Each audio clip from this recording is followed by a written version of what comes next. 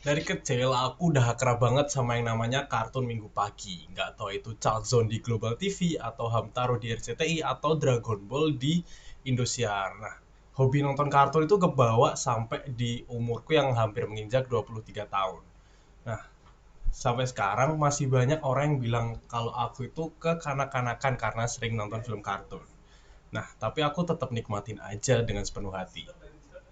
Tapi aku sendiri punya beberapa alasan kenapa hobi nonton kartun itu tetap aku jalani sampai sekarang walaupun banyak orang bilang kekanak-kanakan. Salah satunya kartun atau film-film animasi itu adalah menurutku sebuah karya seni. Karena apa?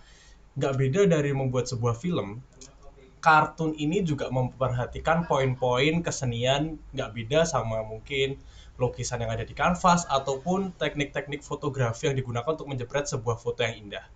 Nah, kenapa begitu? Karena bagaimana kartun atau film animasi dibuat itu memperhatikan seperti misalnya gimana sebuah watak tokoh diciptakan untuk membuat sebuah ciri khas pada sebuah tokoh tersebut, atau misalnya bagaimana memberikan latar background atau suara yang pas biar membuat penonton itu ikut sedih di dalam ceritanya, atau memberikan tekanan psikologis ketika ada sesi horor di kartun-kartun tersebut.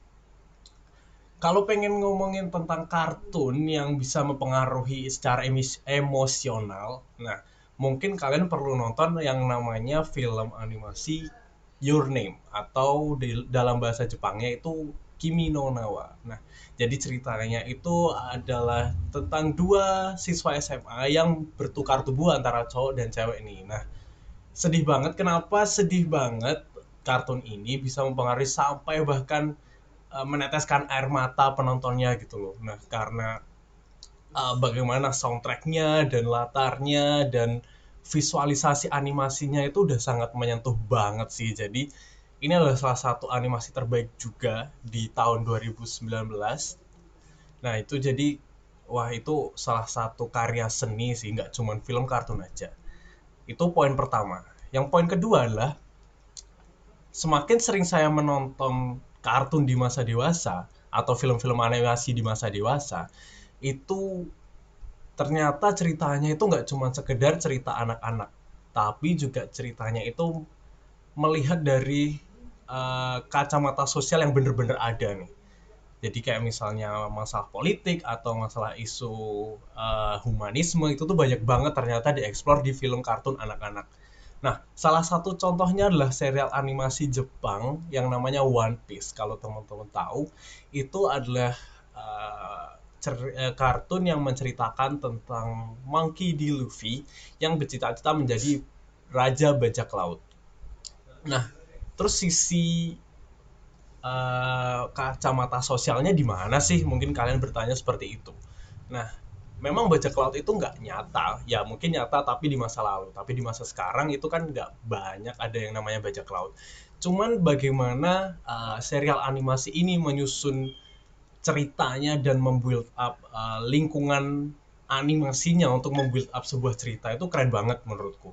Karena apa? Karena di cerita bajak laut ini uh, penciptanya Eiichiro Oda itu kayak menyiapkan dari sistem struktur politiknya, terus isu-isu sosial seperti rasisme, korupsi, terus pemerintahan dunia yang strukturnya bener-bener kompleks, itu tuh di sini dijelasin semua dan itu terliput secara maksimal dan lengkap gitu.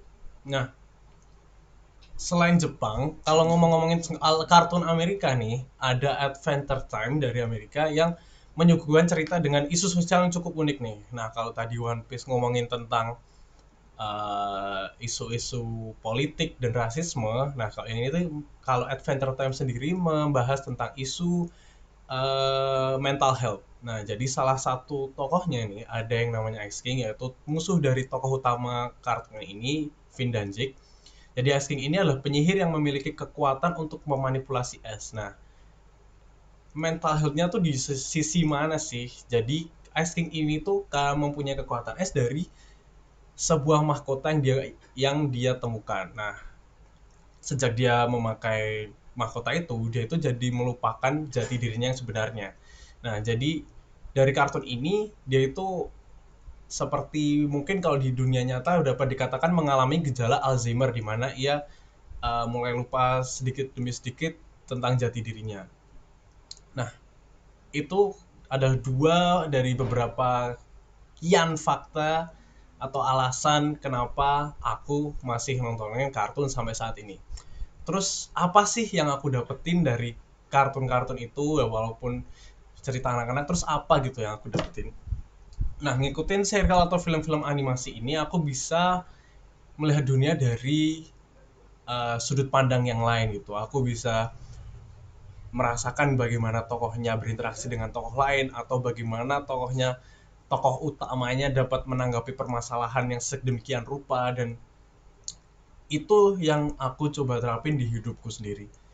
Jadi aku bisa bagaimana menghandle teman-temanku atau bagaimana bisa mencari jalan keluar dalam situasi tertentu, dan itu aku dapatkan semua dari isu-isu yang ada di film kartun sendiri.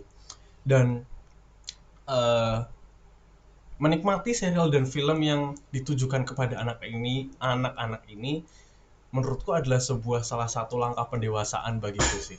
Kenapa? Karena ketika aku merasa nyaman menonton film kartun ataupun serial-serial animasi ini, dan banyak orang yang mengatakan bahwa aku kanak-kanakan, dan aku menerima aja itu. Jadi kayak aku tidak menolak atau bahkan tidak malu buat tetap menikmati serial-serial animasi ini, dan menurutku itu adalah sebuah acceptance in your life. Aku menerima apapun yang ada di hidupku, dan itu merupakan pendewasaan sih. Dan menurutku yang mereka lah yang lebih kekanak-kanakan. Karena apa?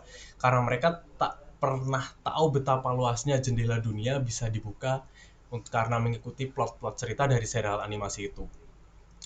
Atau mungkin mereka tidak tahu bagaimana serunya pertarungan antara Monkey D. Luffy melawan Doflamingo ataupun Finn dan Jake yang menendang bokong dari Ice King.